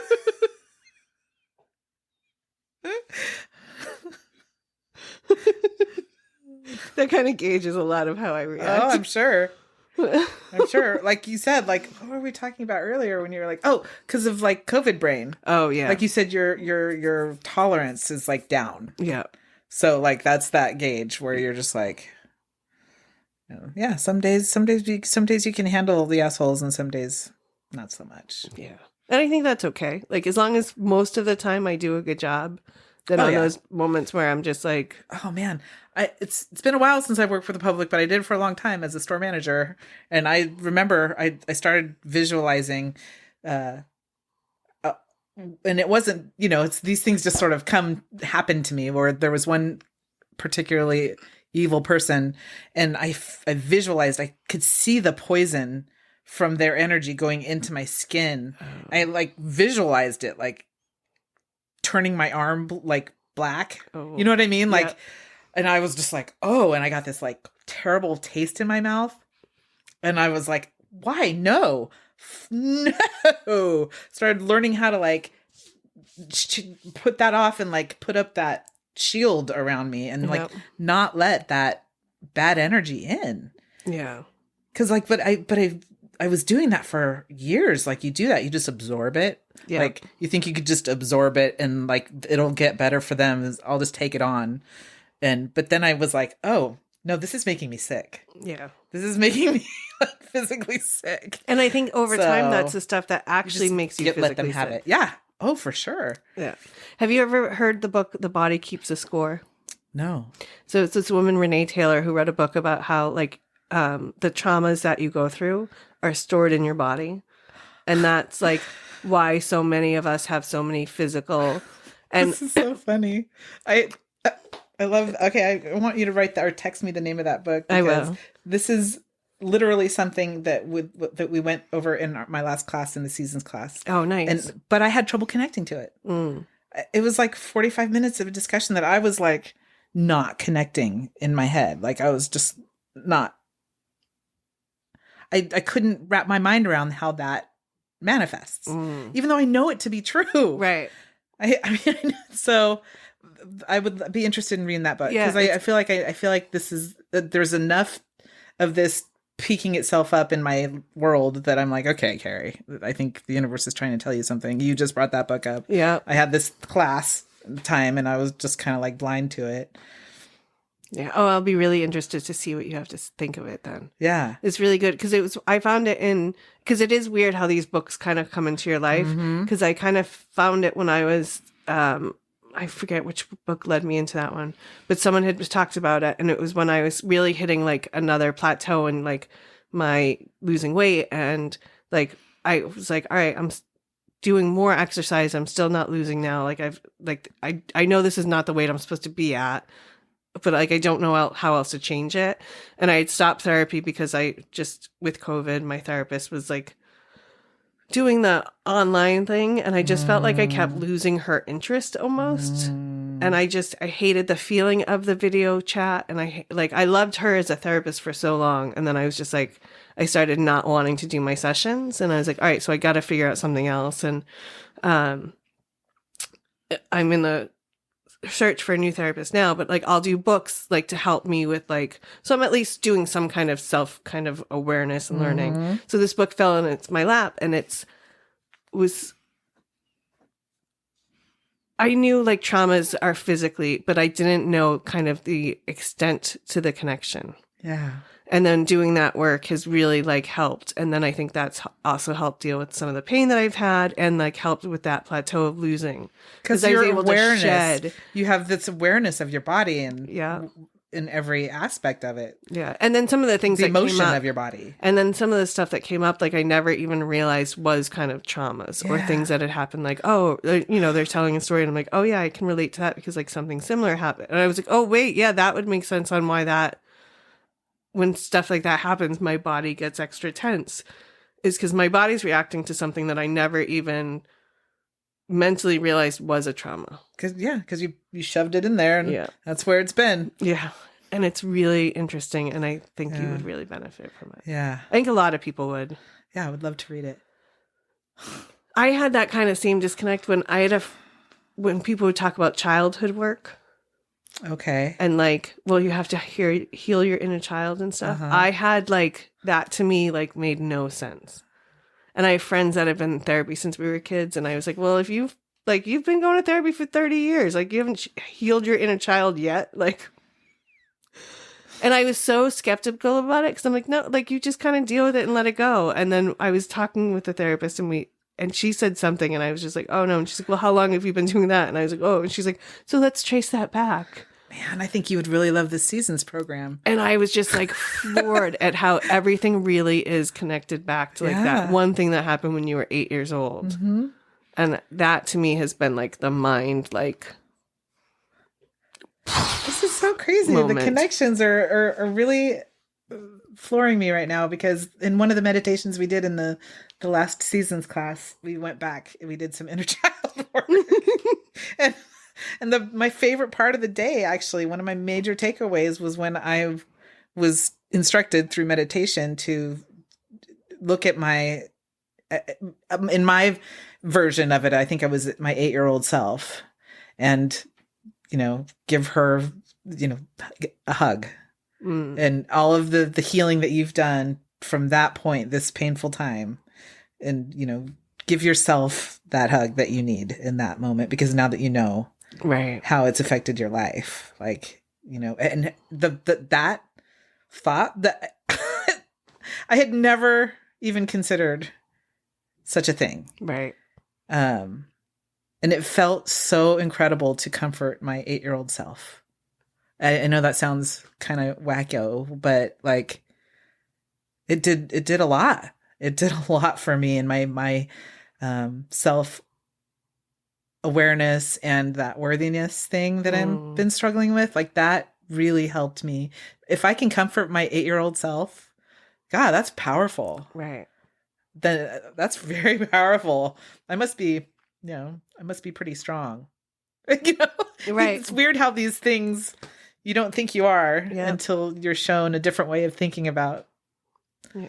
And sometimes things. I think when people talk about how time is linear and like, and I'm like, those are the moments that I'm like, that makes sense to me that time is linear. Cause like, I just time traveled. Yeah. Like, I just healed a part of me that's been broken for this long, or not broken. I hate broken, but it is the word that fits. It. Yes. But like, you can, now that I know about that stuff, like, do you have to pause? I might have to pause. Yeah. Oh my God. Like, really? There's no cat. Well, there's no cat food, which is my fault because I buy all the stuff for everything,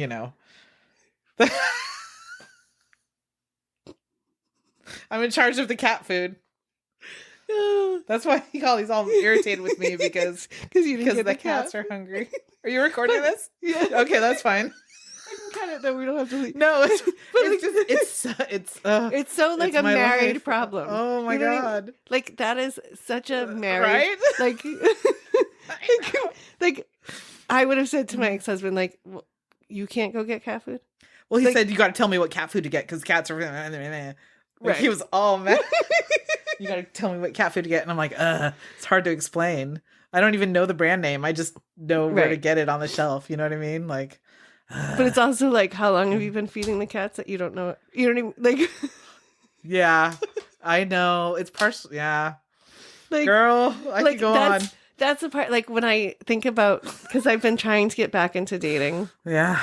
And when I think about, like, what do I want, like, from a partner? And I'm like, I want a partner. Like, I want someone that's not going to be like, well, that's just what you do, so I don't have to do it. Like, I don't want to go back to that. Right. Like, I want someone that's going to, like, part of me is like, I don't know if I even want to live with him. No, yeah. Like, maybe he just has his place next door. Like, yeah. Yeah, I think that's legit. Like, because I don't want to have to be responsible for, like, you coming home and being like, well, there's no toilet paper and I'm hungry. Like, well, then you have to stop. Well, why didn't you? You should have got some toilet paper on the way home. Right. Like, no, you need me to tell you to go ahead and get the toilet paper. Yeah. Right. Like, my ex-husband sometimes would say stuff like that to me. Like, well, you didn't tell me that. I'm like, what? You didn't know that you're, like, he'll be like, oh, I have my laundry and stuff wasn't done. I'm like, you didn't know that you needed your laundry done? Like, when I was pregnant, we decided that he was going to do his own laundry from then on, and it saved our marriage at that point, and it has sustained it to this point. But there is a certain role thing that happens that it's still in 2022, where, like, I am the manager of the home, right? I make sure that we have all the supplies. Yep. If the supplies run out, wait, do they even make stores? No, I don't know. Yeah. Like, I'm like, those are the things that I don't miss. Like, yeah. I don't, like, if I do have someone that lives with me, like, it's going to be like, well, then you handle that, but I handle this. But like, we also pick up the slack. Like, Right. we don't need to have Yeah. like Oh, a he fight takes over the trash out. Yeah. You know. But like, if it's really full, I'm not going to wait for you to take it out. I'm just going to, you know what I mean? Like, because I've seen that fight with some of my friends. Yeah. Like, well, you haven't taken the trash out and now it's overflowing. Like, well, Take the bitch, you take the trash out. Yeah. Like, you can't ever do so. Like, you guys are so rigid that you now won't do any other chores Right. just out of like what, spite? Right. Like, it's not making your life better to No. keep piling it on the trash barrel. Like, I don't like those are the moments that I'm like I don't miss those moments in that kind of relationship. It's hard. Living with people is challenging. Like, I wonder if I were to become single, like, I don't think I would want, to your point, like, living with somebody is hard. You see all their worst like habits and stuff. The mystique all goes away. Yeah. You know, I mean, like, when you're dating somebody, like, there's that whole new relationship energy thing for like 2 solid years. Right. You know, and then you move in, or you know, at this age, we'd probably move in a lot quicker, just because fiscally you save money, right? But it would be nice to have like our own bedrooms. Yeah. Like, I would love to have my own room. My sister is just built a she shed in her backyard because her daughter took over the house and her husband lives in the house. So she built a she shed. Yeah. This is her own little space. And I'm like, there's something to that, man. Yeah. Yeah. My brother and sister-in-law have a great relationship and they have separate rooms, which like we've all been like, that's so weird. They don't always weird. sleep in the separate rooms, Right. but like they both work different schedules. So some nights, like, or like if he goes out drinking and she's got to work in the morning, he's like, I'll just go crawl into the other bed. Yeah. They never fight about whether or not they've slept in the same bed. Like, it's like an open, like, I love that. you know what I mean? Like, it's their kids don't think it's weird. Like, it's just part of their relationship. And there's no set way it should be. no, and it has always, and I'm like, that was so smart that they started that in the beginning. Mm-hmm. And they started in the beginning purely because of like Logistics. yeah, Right? Yeah. logistics. Like, he is a fireman, she's a nurse, so their hours are sometimes Wow. you know, crazy. So he would do like a 24 and be like, I just need to pass out. Like, so he's Right. like, I'm just going to go in the spare bedroom. Or like she was like, I'm going to go take a nap. You know, whatever, how it just kind of organically happened. Yeah. But then I'm sure at some point they talked about it. I had a friend who she and the now husband, but they've for 10 years, almost 10 years, they were together, and they didn't even do sleepovers for like the first 5-6 years. They had separate houses, and that's how they both preferred it. Yeah. Then as time went on, they started needing a little more time together, and then they decided to get married. Now they actually live in the same house. Right. But, you know, it's just like, I just love how there's not I think we're evolving as a society right now, because I see that with a lot of friends that have different situations in their marriage. On either side of us, our neighbors, we have swingers over here, and then we have polyamorous over here. And what's the difference? I'm learning a lot. Yeah. There's a difference. Oh yeah, There's a big difference. Yep. So like it's just like, and then, you know, we're in the middle, and we're both like, oh, huh.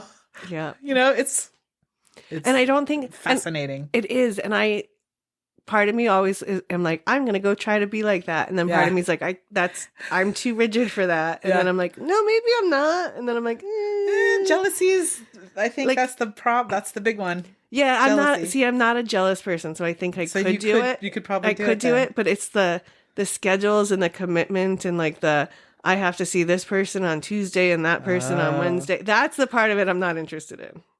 Like, one of my friends is poly, and they have like a fucking Google calendar about who's with who on what time and what days, and I'm like, that's just too much work for me. Like, isn't it supposed to just be fun and sex? Like, like we have to Google calendar. Apparently it's not just about fun and sex. Apparently there's love in polyamory too. Like, you can be in love with other people, but they schedule that love. Yeah. Like, and that's the part. Like, I'm a little more spontaneous or lazy. I don't know how they do it. Yeah. I mean, it's interesting because I know that they then they have children too. Yeah. And so, and I know that they, you know, the husband has a long-term girlfriend he's had for a while. And, it's fascinating to me. It's fascinating to me too, and I'm always like, good for you that you figure out what worked for you. Like, how did you figure that out? Like, how do you have that conversation with someone also? Yeah. Yeah, my best friend, he and his husband, well, not even husband, boyfriend, but have open relationship, which is another thing. Right. Well, a lot of gay guy couples have. Right. Because of, it's just, they're basically just being honest. Right. They're honest with each other versus hiding all the cheating. Yeah. There's no cheating because they're being honest. Right. Yeah. Which I always appreciate and love. Yes. And I think straight guys, could they get away with it, would want it, that same thing. Oh, for sure. And like straight girls. I mean, right. Yeah. A lot of straight. I don't. But how do you schedule it? That's the big question. Like, how does that work? Yeah, you have. I mean, from what I understand, you have to set your ground rules, and then what kind of relationship do you have? Do you have an open one where you both get to do your own thing and you don't talk about it? Do you have to check in with each other before you do it? Like, is it random guys? Is it guys you want to date? Is it like you can sleep with women but not men without him knowing? You know what I mean? Like, then there's all those layers. And they do have like a.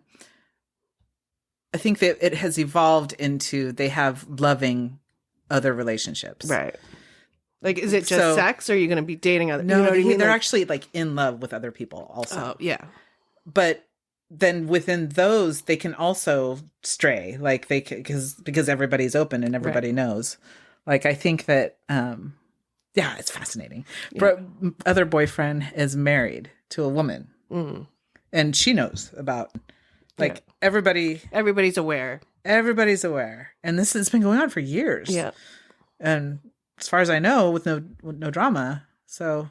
Yeah. And I think that's amazing and that's good. And I think that works because everybody knows. Yeah. And everybody's open and honest. I think when people are lying and sneaking, I think that's when things really get twisted because. And people break up. Maybe they don't have to break up. Yeah. And I think that's where the feelings get hurt is when you're hiding it. Yeah. Or you're cheating. And that's why I think you have to have those conversations about what kind of open relationship, like what are the guidelines almost, or the rules of the open relationship. Well, so if you I'm putting myself in your shoes. Yeah. It's because you're single. So you get to like establish these things like going in. Yeah. But I am still so afraid of, I have so much Catholic guilt about casual sex. Yeah. That I still get a little weird about it. Oh. Like oftentimes I'm like, I just want to go out and find some guy to fuck. Like, that's all I really want. Right. But I don't have the balls to actually do it. Because, like, I'm like, wait, do I bring them back to my house? Now they know where I live. What if they come and murder me? What if they rob me? What if, like, I have all this other... And then, and also with what I do, like, I don't want to sleep... I don't want to have a day... You can't have a bar. Yeah, you can't sleep in your bar. People. Right. There was one day... That's who you see, and that's who you meet. So that's... Right. Like one of the guys I worked with one night, I made the joke. The two of us were behind the bar and we had a couple, there's probably like 10 people hanging out still. And I was like, all right, like if you don't work here, you're not sleeping with a bartender, get the fuck out. And these three girls all kind of looked around and he looked at me and I realized he was sleeping with all three of them. At the same time. And I don't know. Oh, okay. I mean, I'm guessing two at least. Okay.